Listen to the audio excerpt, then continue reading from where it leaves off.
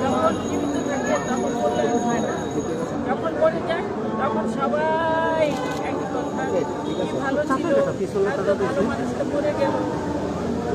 এই জিনিসটা অপছন্দ। আমরা বেঁচে থাকি, আপনারা আমাদের খোঁজ খবর রাখবেন। আমাদের আমরা শিল্পীরা কিন্তু ছবি পাবো, ছবির জন্য এখনো বসে বসে চিন্তা করি। এখন যদি আবার সেই আগের অবস্থা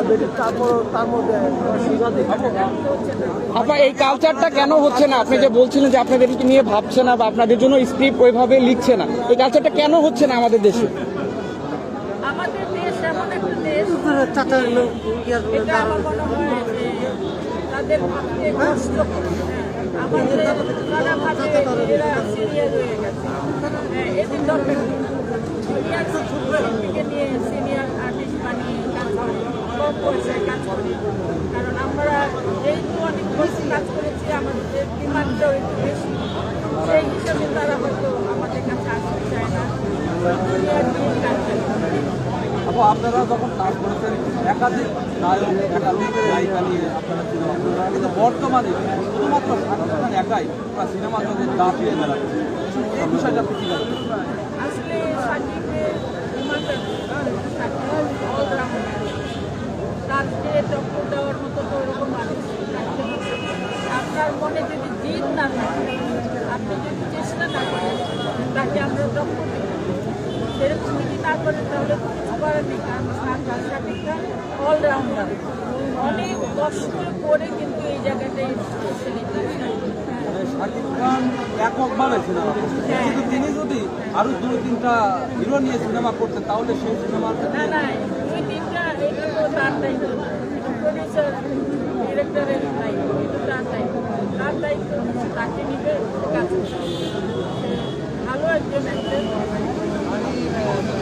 রাইটার, ডান্সার, সব দিক দিয়ে অলরাউন্ডার। শাকিব খানের প্রতি কারো যায় না, কম্পেয়ার করা চলে না।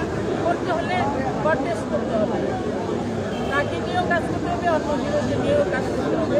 তাহলে বোঝা যাবে যে ভালো। আপনারা একটা সময় কাজ করেছেন এবং জনপ্রিয় মুখগুলো আপনার সহপাঠী যারা ছিল তারা আজকে দুনিয়ায় নেই। তাদের মধ্যে যদি কিছুদিন আগে অন্তনা এবং পরিণীতি মারা গেল, এই যে এই বিষয়টা তাদের অবর্তমানে মানে ফিল্ম ইন্ডাস্ট্রির কী পরিস্থিতি হতে পারে এটি কি জানেন? এটা আসলে যখন জীবিত ছিল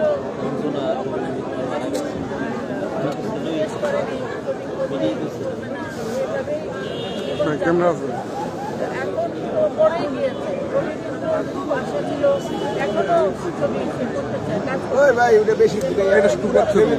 আমার একটাই আশা, আমি ছবিতে কাজ করতে চাই। হ্যাঁ বাবা, যে চলে গেছে তাকে নিয়ে কি ছবি বানাবে? যারা জীবিত আছে তাদেরই খবর রাখে না, পড়ে গেছে তার কি খবর? চন্দ্রকুমার গান্ধীতে অন্তনার সাথে আপনার সম্পর্ক ছিল, আসলে তিনি যে মারা গেলেন মানে শারীরিক তার মৃত্যু স্বাভাবিক এটা আসলে আপনারা যেটা শুনেছেন, আমরাও শুনেছি। যারা দেখেছে তারা বলেছে যে স্পট ছিল, গায়ে এটা বড় দুঃখজনক। আমরা চাচ্ছি